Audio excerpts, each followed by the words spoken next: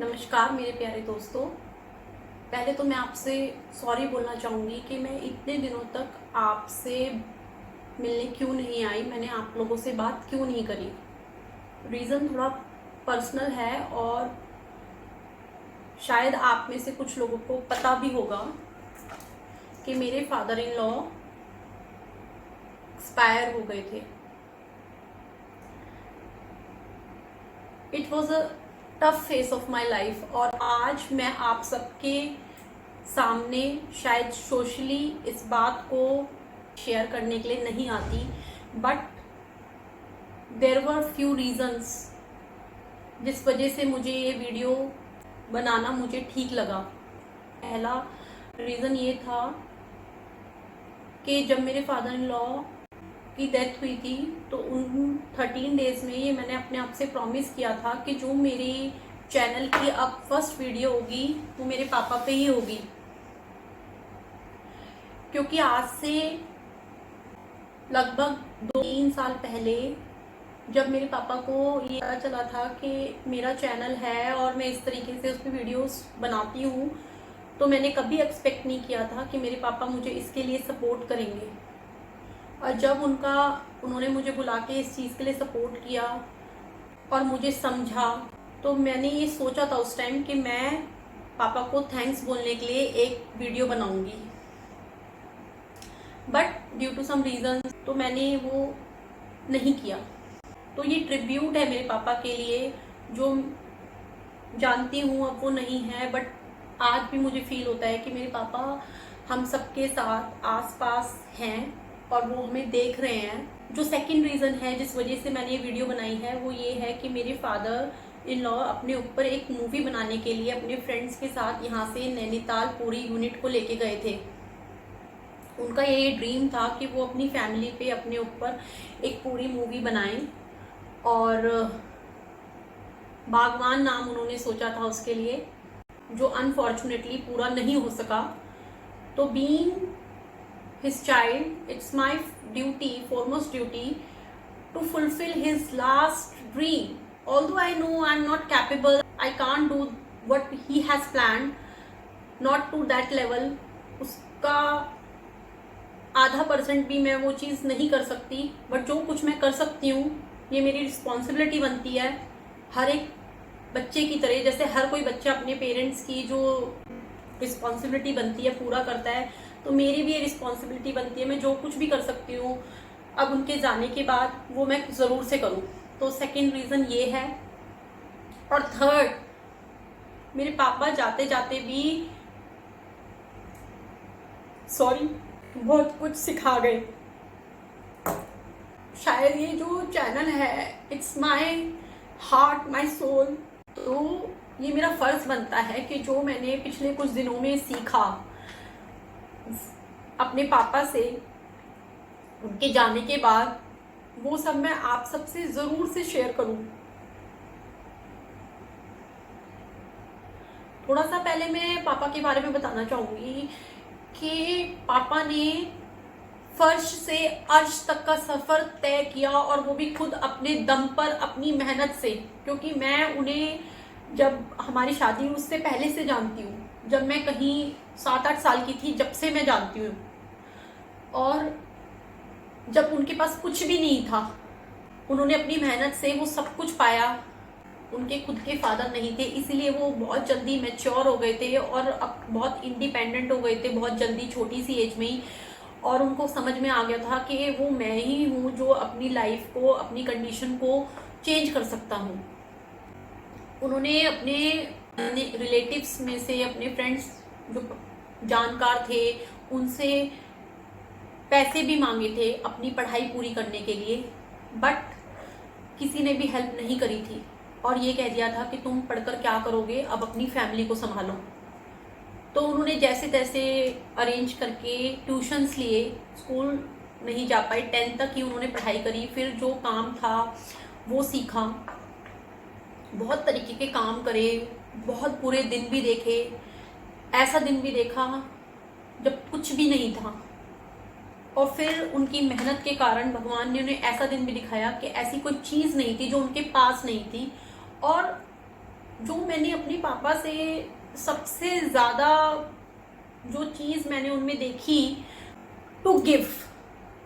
हम हमेशा सुनते हैं कि हमें दूसरों के लिए करना चाहिए, बट पापा वो रियल लाइफ एग्जाम्पल थे मेरे लिए, जहां मैंने अपनी आंखों से रियलिटी में होते देखा कि जब हम देते हैं, किसी को एक हाथ से देते हैं तो ऊपर वाला हमें दोनों हाथों से देता है, वो हमें मल्टीप्लाई करके देता है। यूनिवर्स हमें जो है उस चीज को मल्टीप्लाई करके हमें उसे रिटर्न करता है।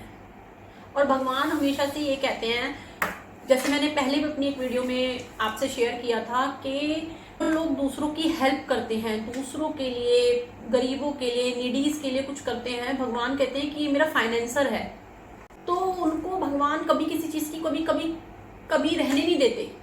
एक तो होता है सुनना, और ये बात मैंने खुद उनको देखकर मतलब इस बात को फील भी किया कि उनके लिए किसी चीज की कमी नहीं रहती थी, वो एक राजा की तरह रहते थे।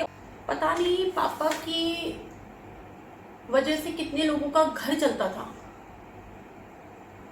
मेरी जिंदगी में बहुत सारे ऐसे लोग हैं जिन्हें मैं अपना आइडल मानती हूँ, और उनमें से पापा एक थे, और उनसे मैंने बहुत कुछ सीखा।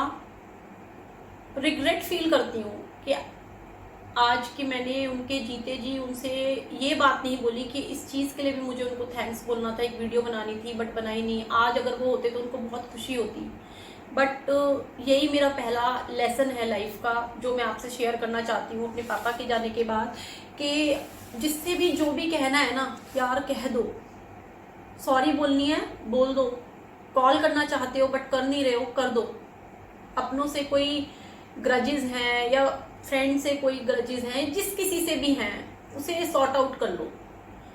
बाद में कुछ नहीं पता, एक दिन का भी नहीं पता, क्योंकि जब लास्ट ब्रीथ है तो इट इज, आप चेंज नहीं कर सकते।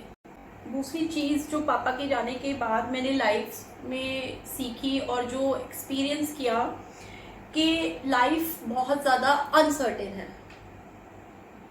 तो अपना टाइम किसी भी चीज़ में वेस्ट करने से पहले हमेशा मेरे मन में यही ख्याल आता भी था, और अब ज़्यादा आता है कि अगर ये मेरी लाइफ का लास्ट डे होता तो क्या मैं इस वक्त ये चीज़ कर रही होती। तो हर दिन को ऐसे जियो जैसे मेरी ज़िंदगी का लास्ट डे है, उसकी बेस्ट यूटिलाइजेशन करो कि जब रात को सो तो एक सुकून की नींद खुद आए कि मैंने अपना 100% दिया था, मैंने आज अपनी ज़िंदगी को जी भर के जिया था, जो कुछ मैं करना चाहती थी वो मैंने किया था, मैंने अपना टाइम वेस्ट नहीं किया था। किसी के लिए भी दिल में जरा सी बात रख के मत सो, क्योंकि पता नहीं शायद ये आखिरी रात ही हो, हमें कभी नहीं पता होता। और अपने किसी प्यारे को खोने के बाद ये मैंने बहुत अच्छे से समझ लिया है कि जो आपकी फैमिली है ना, जो आपके अपने हैं, उन पे जी भर के प्यार लुटा दो। इस जिंदगी का कुछ नहीं पता, बाद में आप सोचोगे मैंने ये कर लिया होता, मैंने वो कर लिया होता।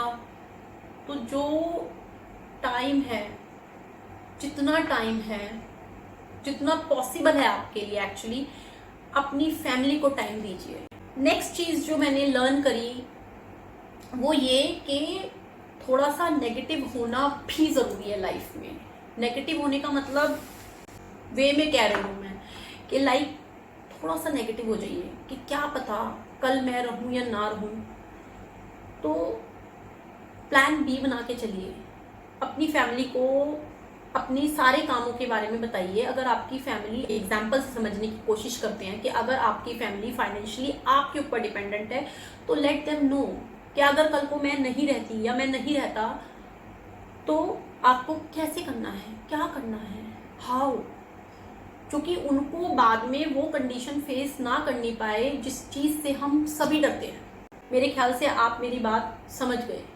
लास्टली मैं आप सबसे यही कहना चाहूँगी कि लाइफ में कितना भी बुरा हो जाए, कितना भी बुरा आप समझ सकते हैं, कितना भी बुरा कुछ भी हो जाए, बट कभी भी गिव अप मत करो, अपनी रिस्पॉन्सिबिलिटीज से भागो मत कि बस अब मैं कुछ नहीं करूँगी या मैं कुछ नहीं करूँगा। ऐसे नहीं होता। अपनी रिस्पॉन्सिबिलिटीज़ को पूरा करो। हो सकता है आप गिर जाओगे, फिर खड़े हो जाओ, फिर गिरोगे, फिर उठ जाओ, फिर गिर जाओगे, फिर उठ जाओ। चलो, दौड़ने की कोशिश करो। दौड़ नहीं सकते, रेंगने की कोशिश करो। रेंग भी नहीं सकते तो खड़े दोबारा होने की कोशिश करो, बट कोशिश करते रहो। और जो भी आपकी फोरमोस्ट इम्पॉर्टेंट रिस्पॉन्सिबिलिटीज़ है उनको जरूर से पूरा करो, क्योंकि इसी का नाम जिंदगी है। यही मेरे पापा हमेशा मुझसे कहते थे जब भी मुझे समझाते थे कि क्यों इतनी टेंशन में रहती है, लाइफ में इंजॉय भी करो, काम भी करो, बट इंजॉय भी करो। टेंशन लेने की ज़रूरत नहीं है। वो मुझे हमेशा बोलते थे कि बाद में 10 साल बाद, 8 साल बाद रिग्रेट करोगे कि मैं लाइफ को जिया नहीं। तो लाइफ के हर पल को ऐसे जियो कि जैसे यही आपकी लास्ट डे है, हर पल में ज़िंदगी है। पापा ये कहते थे। और यकीन मानिए, जिस दिन मेरे पापा गए हैं, जाने से पहले भी वो हंसते गाते नाचते गए हैं। 6 जून को रात को करीब 2-3 बजे के करीब उनको प्रॉब्लम हुई है, और उससे 2 घंटे 3 घंटे पहले पापा ने पार्टी करी है, खूब डांस किया है, खूब हंसते गाते गए हैं, किसी को बिल्कुल भी दुख नहीं देके गए। और मुझे लगता है कि बहुत किस्मत वालों को ऐसी मौत मिलती है। पापा, आप जहाँ कहीं भी हो, मुझे अगर सुन रहे हो तो मैं आपको थैंक्स बोलती हूँ। Thanks for everything. मेरे पापा को बहुत दुख होगा अगर वो मुझे रोता हुआ देखेंगे या किसी को भी। पापा हमें हमेशा बहुत खुश देखना चाहते थे। पापा, मैं पूरी कोशिश कर रही हूँ। जब भी पापा मुझे बुलाते थे यही कहते थे, खुश रहो। मेरा लास्ट मैसेज जो अपने पापा को है कि पापा, आप हमारी स्ट्रेंथ हो।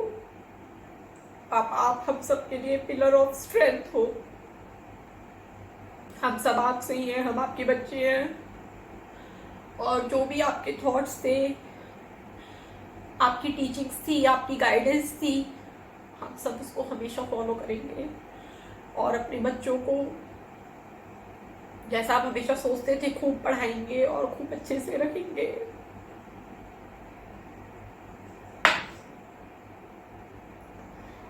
पापा, thanks for being a part of my life. शायद आपका इतना ही प्यार हमारी लाइफ में था, बट थैंक्स फॉर एवरीथिंग। मैं जानती हूँ मुश्किल है, बट नामुमकिन नहीं। पूरी कोशिश कर रही हूँ और करती रहूँगी बैक टू नॉर्मल के लिए। और बहुत जल्दी आप सबके सामने फिर से आऊँगी कुछ अच्छी सीख लेके। इसके साथ मैं अपनी बात खत्म करती हूँ। अपना इतना इम्पोर्टेंट कीमती समय देने के लिए आपका दिल से धन्यवाद। और आपके सामने अपनी ये बात कहने से मेरा दिल हल्का हो गया।